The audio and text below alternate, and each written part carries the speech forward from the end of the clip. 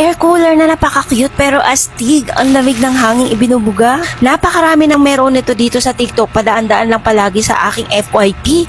Ang init kasi ng panahon. Tipid ito sa kuryente kaya okay na to sa akin lalo na kapag nasa harap ako ng laptop at sa phone ko lagi na lang umiinit.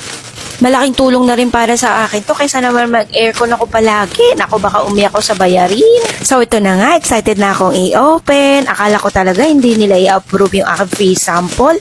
Kaya maraming salamat talaga sa seller.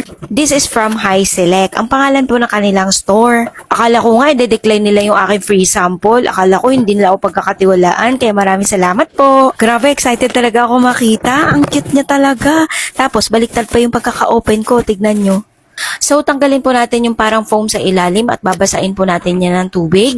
So, ayun mga mima, kung gusto nyo rin po ng ganito ka-cute na air cooler, click nyo lang po yung aking yellow basket. Sundan nyo na lang po yung aking ginagawa kapag meron na po kayo nito. Dahil bago ko po talaga in-unbox ito ay nanood muna ako sa mga merong air cooler kagaya nito. Lagyan lang natin ng tubig sa ibabaw at isara yung sa ilalim, yung binasa kong foam kanina. At gayon din sa ibabaw, may pansara din po siya. At eto na nga, paganahin na natin, subukan natin kung gumagana ba talaga.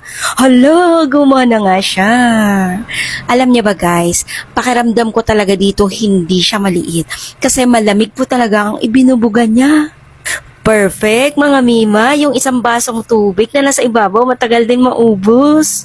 O, san ka pa? Para ka nang naka-aircon. Aircon na very cute. Dahil maayos at gumagana siya, perfect ngayon tag-init, good quality, nire-recommend ko talaga sa inyo to. Mga mi, bumili na kayo, air cooler na!